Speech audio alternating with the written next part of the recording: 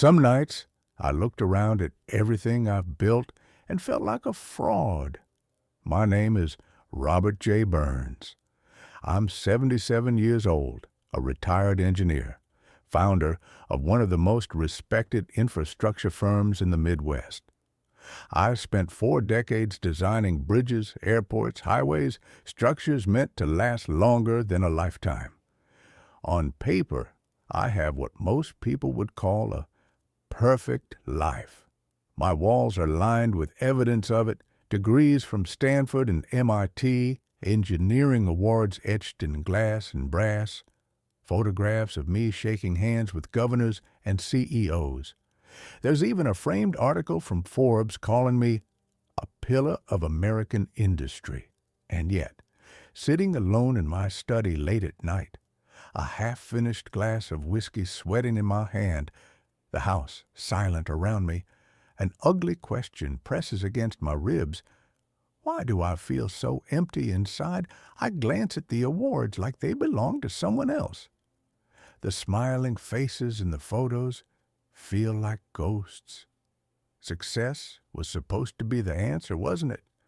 That was the deal I made with the world when I was a boy in small-town Indiana. Work harder than anyone else, keep your head down, build something, and you'll be happy. My father, a steel mill foreman, taught me that without ever quite saying it. His love always came a little warmer after a report card full of A's, after a win at the science fair, after a scholarship offer arrived in the mail. Somewhere along the way, I started measuring my worth by numbers, salary figures, project counts, plaques on the wall. I got very good at it. I built a life that looked bulletproof from the outside and inside. I began to rot. It's a strange thing. Success. People think it feels like standing on top of a mountain, arms stretched out, breathing in the whole world. Sometimes it does.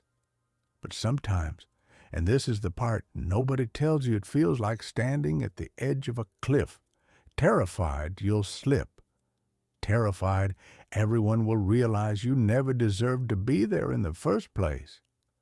I chased the next deal, the next expansion, the next accolade, thinking they would fill whatever was hollow inside me. They didn't. They never could. Tonight, the whiskey burns a little harsher than usual. Maybe it's my age. Maybe it's the loneliness that tends to creep into big, empty houses after dark. Maybe it's the realization that no award can hold your hand when your heart is heavy. I stare at the glass, then at my own reflection in the study's dark window. The man looking back at me has gray hair and a strong jaw and a reputation people would envy. But under all that, I can see it the boy who never quite believed he was enough. And so I sit here, counting the trophies that were supposed to save me, wondering why they never could. I grew up in a small town in Indiana, back when the world still felt stitched together by front porches, church bells, and factory whistles. It was the 1950s, a time when modesty wasn't just a virtue, it was a way of life. My parents, John and Margaret Burns, lived by one simple creed: hard work equals happiness. My father worked double shifts at the steel mill without complaint. My mother ran the house with military precision, stretching every dollar until it nearly tore. They didn't talk about dreams or passions. They talked about duty, about keeping your head down and doing the job in front of you until your hands bled if necessary. I don't remember anyone ever sitting me down to explain it, but the message was clear. If you worked harder than everyone else, you'd win. Maybe not today, maybe not tomorrow, but someday. Success, like salvation, would come to the deserving. I internalized that lesson early, sharper than any Sunday sermon. When other kids were riding bikes or playing ball in the street, I was at the kitchen table with a slide rule, a battered notebook, and a stack of Popular Mechanics magazines scavenged from the local library's discard bin. The first time I tasted what most would call success was at the county science fair when I was 12. I'd spent months building a rudimentary hydraulic lift system out of scrap wood, salvage tubing, and sheer stubbornness. I can still remember the smell of sawdust on my hands, the tight knot of anticipation in my chest as the judges circled my project. When they pinned the blue ribbon to my display board, my parents beamed. My father even clapped me on the back, hard enough to sting. For a few fleeting seconds I thought this must be it, the feeling they'd promised. But that night, lying awake in my little room with the cracked window frame and the creaky floorboards, pride gave way to something heavier. What if I can't do it again? The question clamped onto my chest like a vice. Instead of celebrating, I stared at the ceiling, running equations in my mind, thinking of bigger, better projects I'd have to create to stay worthy. I wasn't afraid of losing the ribbon.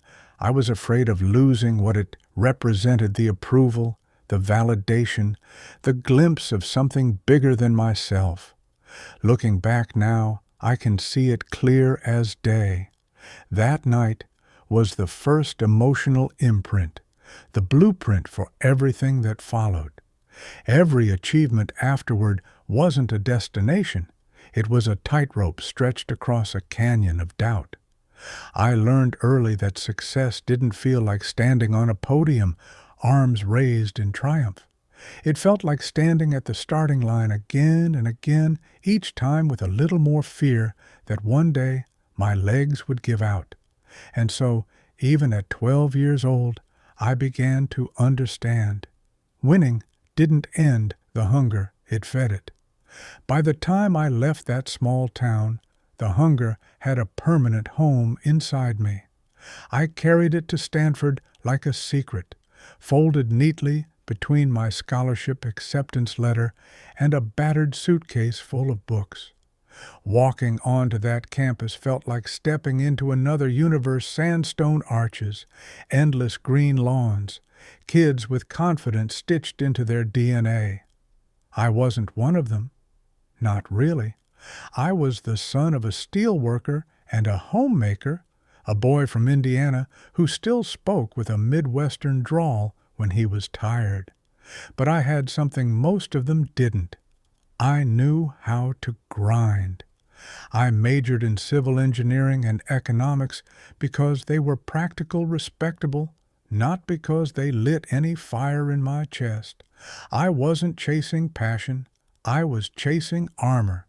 Every straight A report card, every late-night study session, fueled by bad coffee and fear, every internship secured before the ink on my resume dried, they were bricks in a wall I was building around the part of me that still asked, "Are you enough?" I graduated top of my class, accepted a high-paying job offer before my cap even hit the ground at commencement.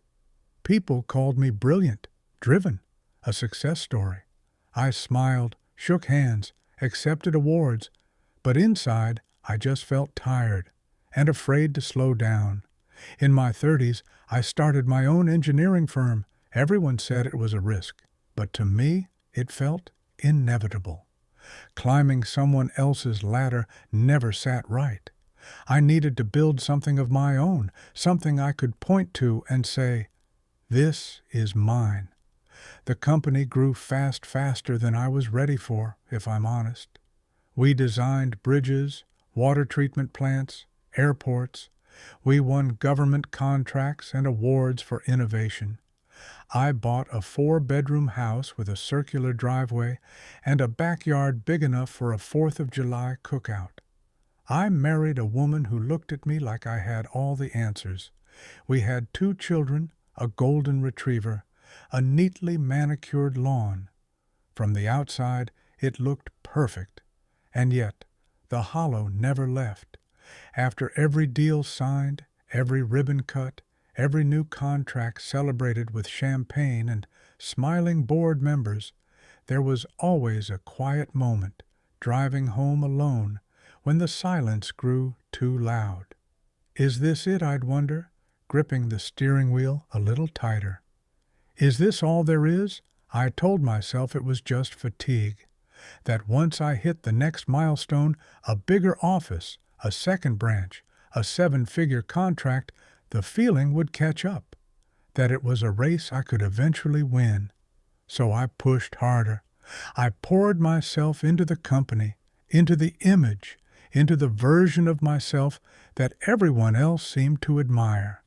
And every success made the stakes higher, the fear sharper, because now it wasn't just about winning.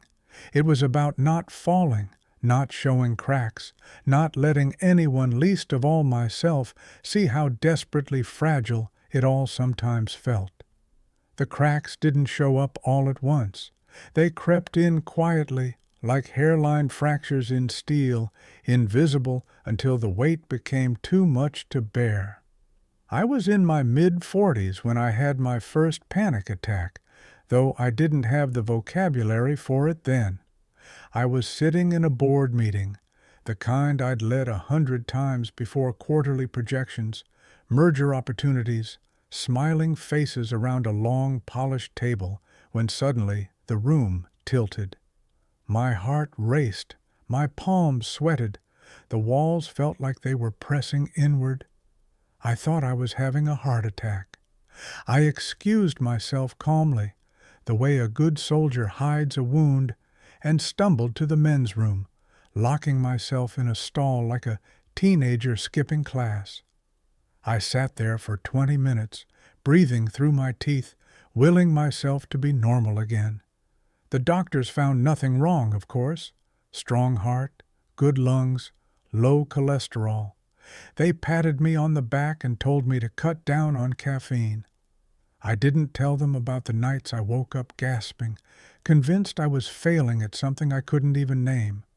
I didn't tell my wife either. She had her own battles, raising our children mostly on her own while I chased deals and deadlines. The truth is, I wouldn't have known how to explain it even if I had tried. How do you tell someone you're drowning while standing on dry land? Instead, I did what I had always done. I worked harder. I micromanaged every project. I responded to emails at 2 a.m.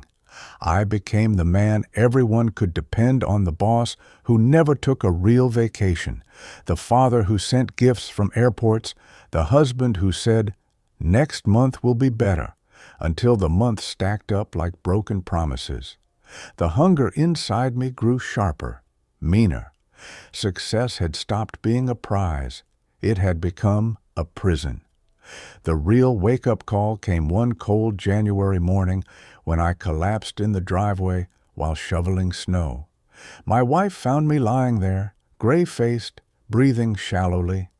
At the hospital, after hours of tests and monitors, the young doctor told me with a sheepish smile, "Good news physically, you're fine." I nodded, but inside I felt the ground shift. I wasn't fine. I hadn't been fine for years.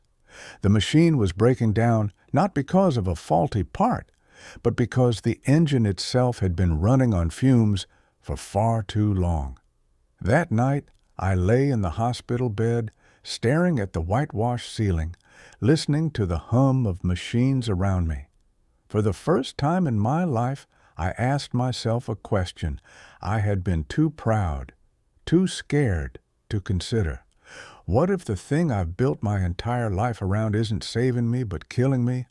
I didn't have an answer. Not yet. But somewhere deep in my bones, I knew something had to change. Or next time, there might not be another chance. Change didn't come easy. It never does for men like me, men who learned early that vulnerability was a weakness, something you hid like a broken bone you never set properly. After the hospital scare, my wife suggested therapy. I laughed at first, genuinely laughed, the sound too sharp, too bitter. Men like me didn't sit on leather couches and talk about our feelings.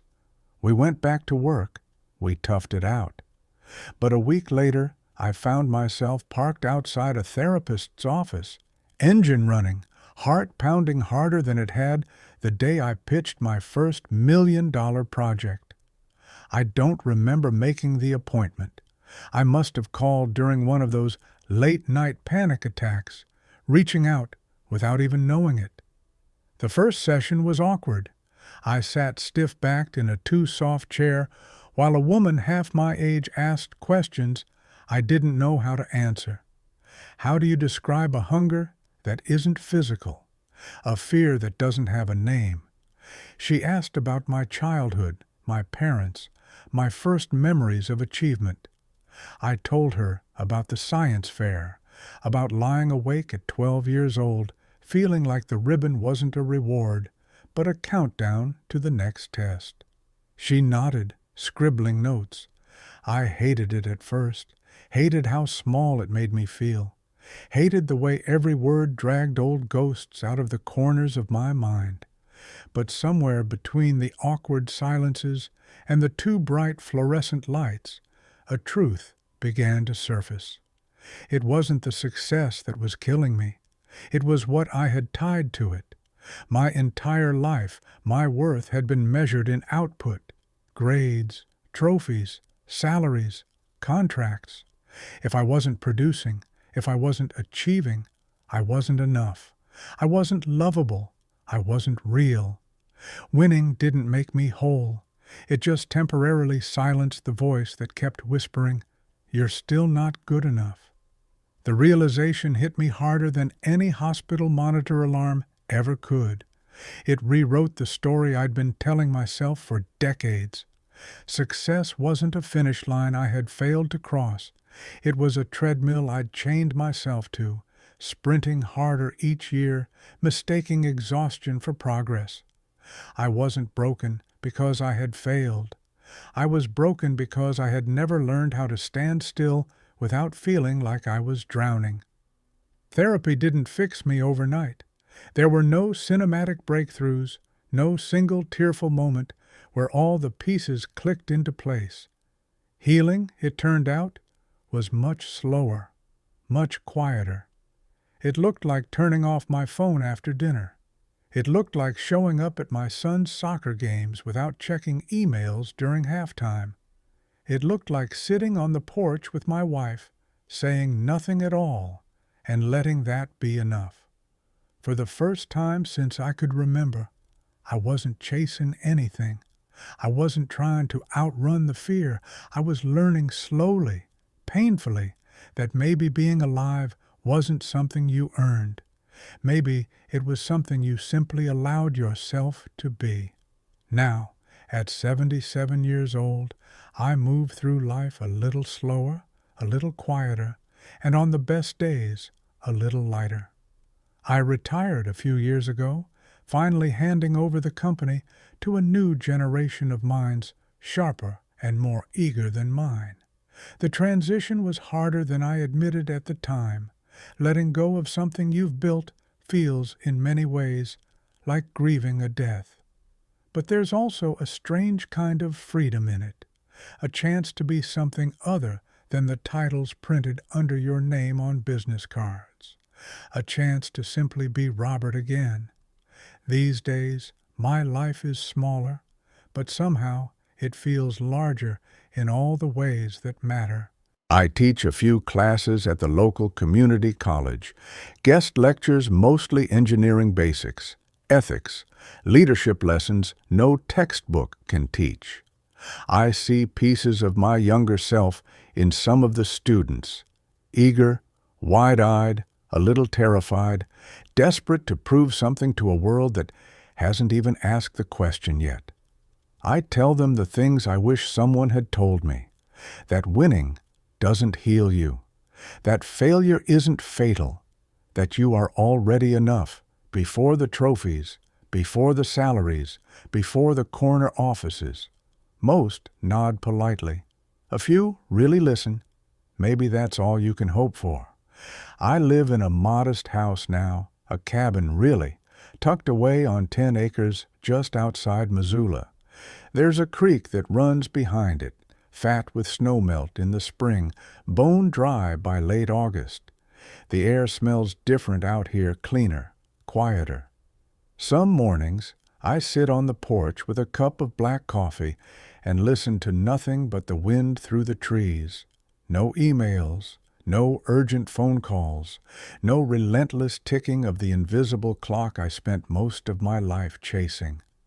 There are still bad days, of course, days when the old hunger stirs, when the ghosts of ambition rattle their chains and whisper that I should be doing more, building more, achieving more.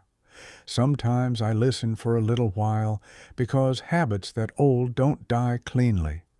But more often I smile at the voice like an old acquaintance I've long since outgrown. Then I lace up my boots, call for my dog, and go walking down the trails that wind through my land. I don't think the sadness ever disappears entirely. I think it becomes something you carry, like an old scar that aches when the weather turns. Success didn't cure it. Therapy didn't erase it. Age didn't drown it out. But what changed, what saved me, was learning to stop fighting it, to stop believing that happiness was a prize at the end of some endless race. Some days I still catch myself looking at all I've built, and for a moment I feel that old hollowness rise up. But now I don't panic. I don't sprint. I don't apologize. I just breathe through it, remembering that maybe success was never the goal. Maybe the goal was to survive myself, and somehow, despite everything, I did. Tonight, as I sit once again in my study, a much smaller, humbler room than the old one, I hold a cup of tea instead of whiskey. The walls here are bare, save for one photograph.